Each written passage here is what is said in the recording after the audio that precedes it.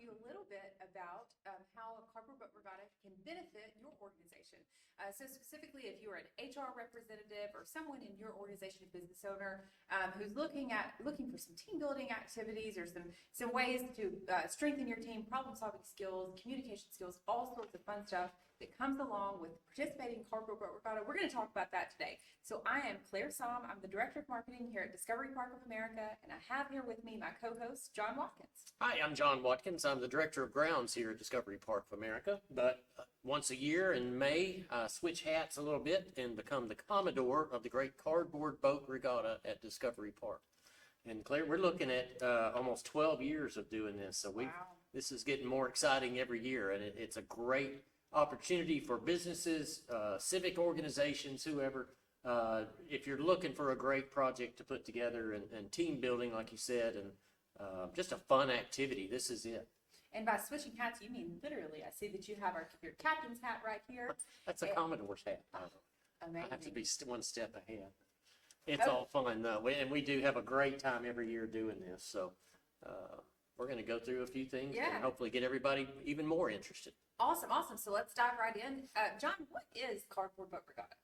Well, again, it's our 12th year of doing this, so I had done this in the past at some other areas and thought this would be a great thing for Discovery Park to put on. When we first brought up the idea, and even today, I will get questions from people, no, wait a minute, are we just building little models? People thought, well, you're just building a little cardboard boat and see if it floats or not. And when I tell them that, no, these are actually life-size, and they may have one person, they may have 5 or 6 people actually in the boat floating around. So that part of it's kind of amazing. But again, it's such a good activity, and it's a lot of fun.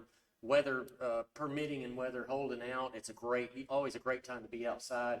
And not just the participants, but our spectators that come out to watch this. This is one of our all-time favorites, and I know you've heard back some feedback and say they look forward to it every year. Absolutely. It's just so much fun. And you're going to find that that's the theme today around today's webinar. We're going to talk about some tips and tricks and all sorts of different things, but fun is very much so the key word in what we talk about today. So just some quick housekeeping notes. Location, it's at Discovery Park of America's South Lake here on the grounds on our beautiful 50-acre Heritage Park. The date is Saturday, May 10th, and the day of schedule, just roughly arrival, check-in, all that kind of stuff starts at 8:30 a.m. and you will meet out at the South Lake.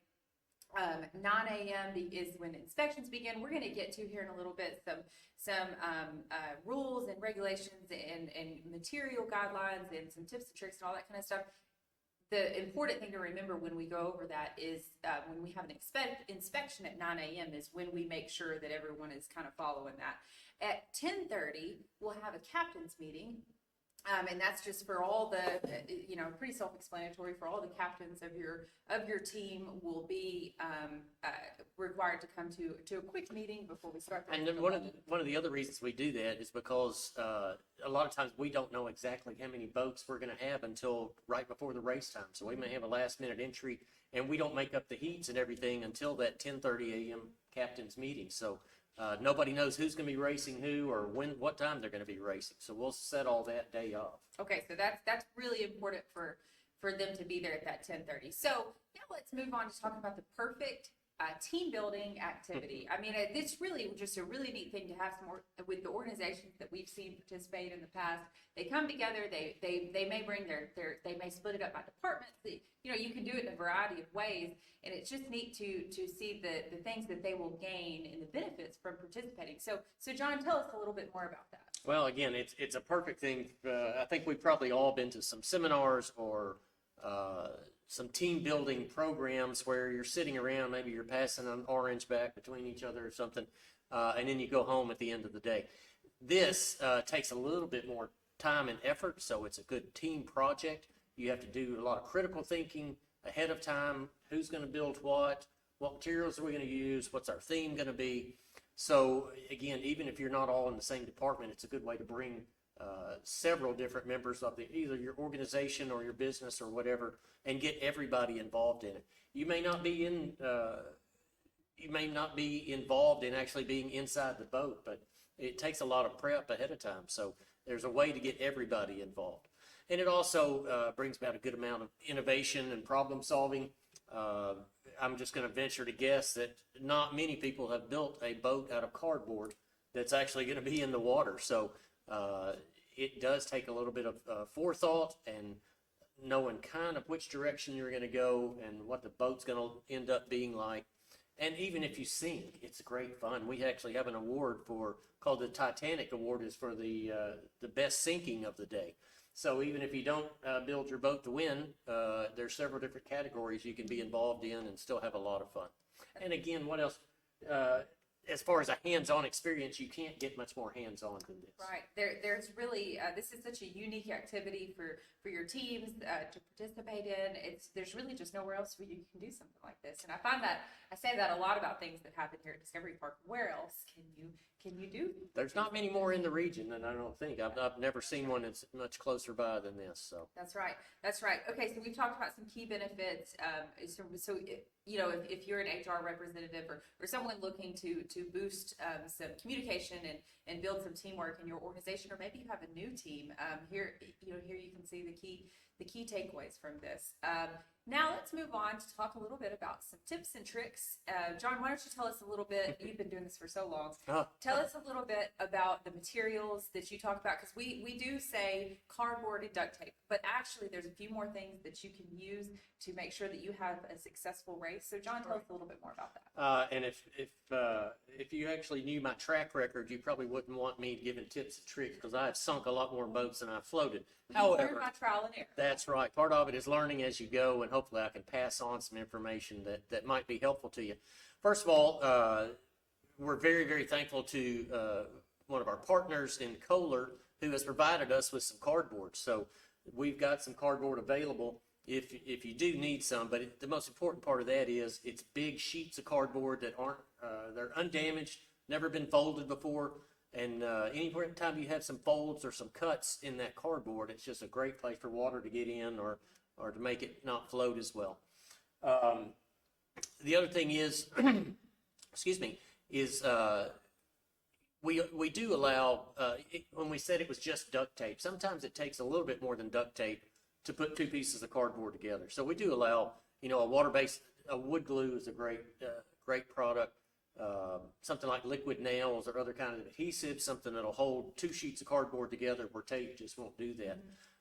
So you can do that. And we put the paint roller thing in there because I found out if you spread this glue out, you want it smoothed out pretty evenly, and it gets pretty messy if you do that with your hand. If you take an old cheap paint roller or something, one of the small ones, put the glue on there and roll it across the entire thing, it spreads it out great, and it becomes a lot more waterproof.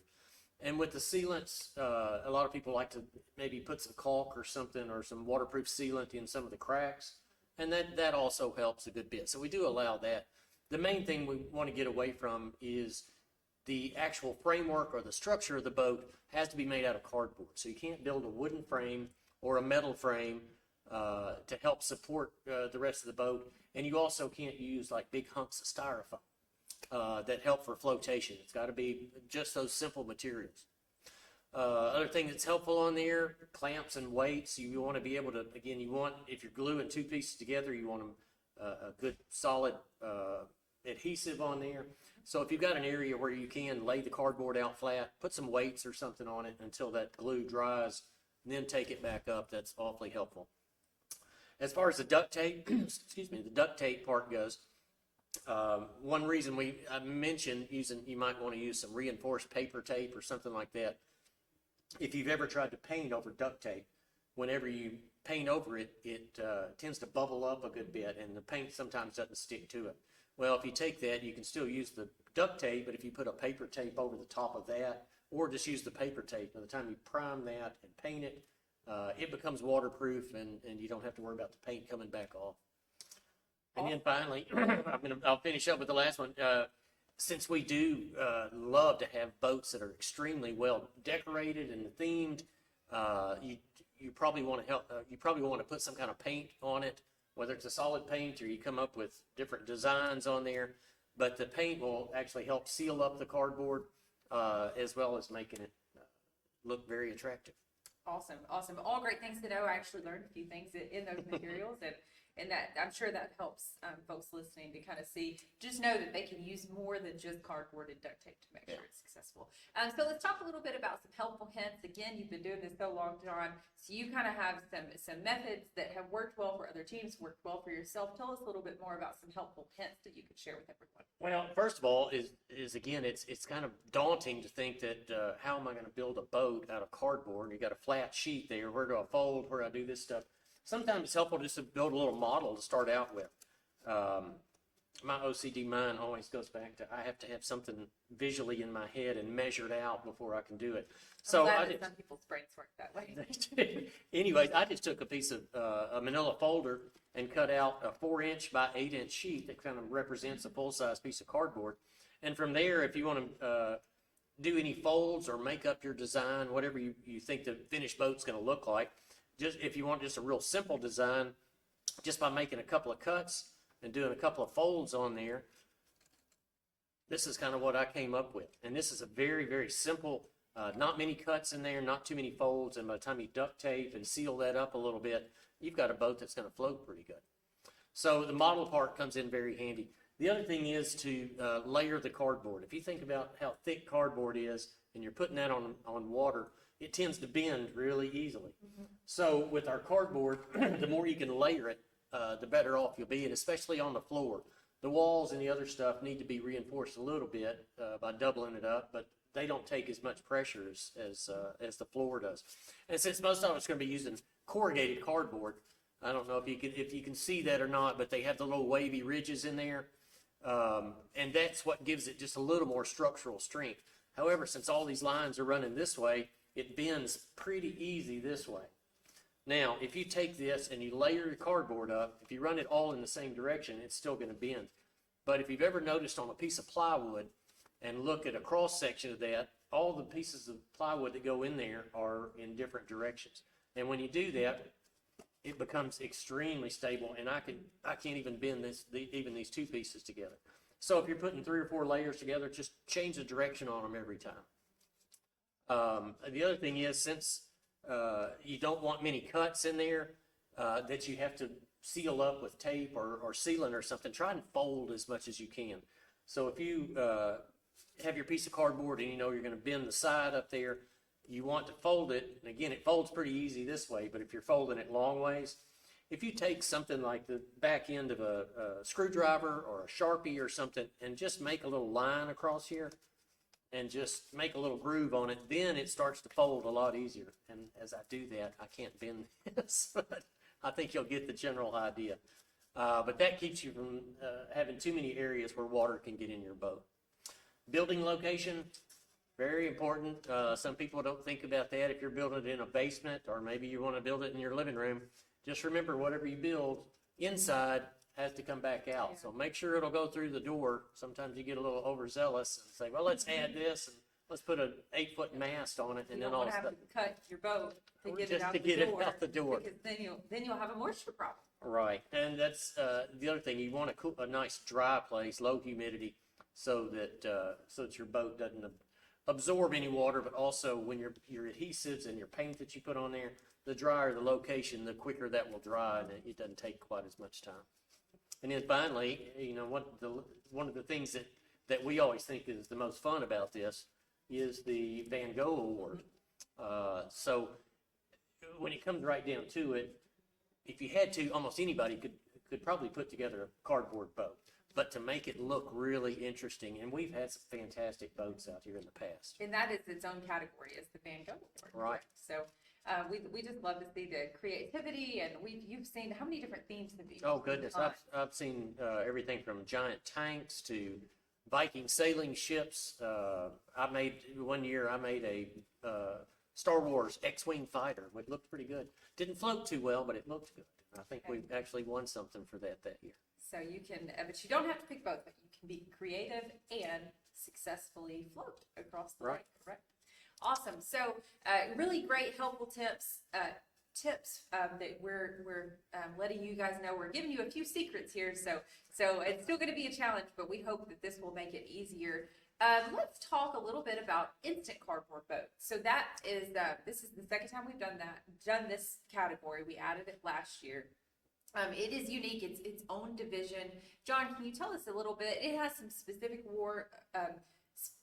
requirements, specific rules that go along with participating in that. Can you talk a little bit about Yeah, that? the thing, we started this a couple of years ago, because we noticed that, when people bring their boats out, they may have spent a good while working on them, and all the spectators and all the fans and all the, other groups out there would always say, oh, we're doing this next year. This is the most exciting thing. And then another year rolls around and they didn't have time to do it.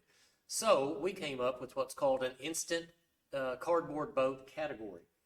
And what this is, you show up the day of, we provide some materials for you. We'll have cardboard, we'll have some duct tape for you, and you have about an hour and a half to put a boat together. And then you're actually going to take it out in the water and sail it around. Now, the big thing on the instant boat, since you don't have time to paint it and really have any kind of sealant that seals that cardboard up, we're going to let you cheat a little bit. So we're going to provide a big sheet of plastic, and that's going to be your waterproof. So once you get the boat built, we'll allow you to wrap the entire thing in plastic. Now, that doesn't mean that it's still going to float. We've seen several of those sink too. So even though it's waterproof, you still got to build it where it's navigable. That's a big word for me. And again, like you said, this is in its own category. So if you're building an instant boat the day of, you're not going to be racing against somebody that actually spent 2 months building their boat. So, and we call this the MacGyver moment, because you do have to think on your feet and you've got a limited number of materials to make things work. And I'm hoping that our organizations that might be listening today, who they're familiar with MacGyver Award, but I'm wondering if our student groups know who MacGyver is and why we chose that award. If That's not, true. we're going to teach them something. I didn't think about that. MacGyver was dates back to my time. Okay, So, but anyways, I think it's still very, very relevant. I think it is. Well, that's awesome. And something important to note here is there's no pre-registration required for the instant cardboard category. You can just show up the day of and be ready to go. We do recommend that you have a plan, kind of in your head at least, of what, or even I guess you could build a model similar to this in preparation for the instant category. So awesome. That great to know that we have that category available for if you don't have time or if you decide last minute. So now let's move on to how can you participate? How can you take this back, what you've learned today, and use it in your organization and figure out how you and your team members can participate. So registration, there is no pre-registration required. However, if you would like to pre-register, there's an early bird registration for $25 through May 3rd. And then after May 3rd, starting May 4th, the registration fee goes up to $35. You can also register at discoveryparkofamerica.com/CBBR 2025. Also, we know you were able to listen today, but if there's someone you know who could not join today, a recording will be provided of this webinar, and you can share it you can share it on social media, you can share it with your friends, your family, or anybody you know who may want to participate. And also something important to talk about is what happens if it rains. We know that that's a question we get asked very often. The plan is to do it the following Saturday. Right. And it is May, so we never know. Some years it's been pretty chilly out there, and some years it's been extremely hot, and we have some storms blow in. We watch that very closely. Again, we want everybody to be safe for this event. So if there's any lightning within the area, we will either postpone or cancel.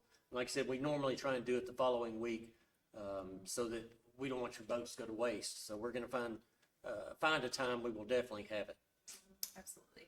So now we're going to take the time. We've got about 5 minutes left to go over any questions that you might have. So we'll open the floor to put questions in the chat. I've got my phone here ready to read off the questions, and we'll answer them for you all listening, because maybe somebody will ask a question that you might have. John, can you think of anything that we might have left out that somebody might want to know about? Oh, me. We will, and I'm sure somebody might be asking again, safety is very important to us. We will have lifeguards on duty that will be available. Other things on the boats themselves, safety again, everybody that's inside the boat has to have a life jacket. So please bring your own life jackets if you have them. We just don't have enough, and we never know how many are going to be available.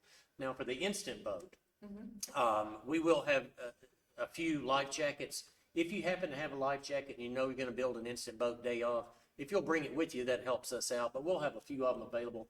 And this is such a great team thing that a lot of the other teams that have built boats they've been nice enough to share some life jackets with people doing the instant boat. So one way or the other, we're going to keep everybody safe. Absolutely. Okay, so I've got a few questions that have come in. Okay. So someone asked, is there any kind of waiver that I would have to sign to participate? We do. If you're going to be actually in the boat, every person that's going to be inside the boat does need to sign a waiver. If you're helping on the team and just building or helping to push them off and take them back out, it doesn't require one. But again, we want to make sure everybody's safe. And age-wise, if you can have as many people or as few people in the boat as you want. I would suggest having at least one person in the boat, but you can have anywhere from 1 to, I've built a boat before when we were in Georgia that had almost 10 people in it.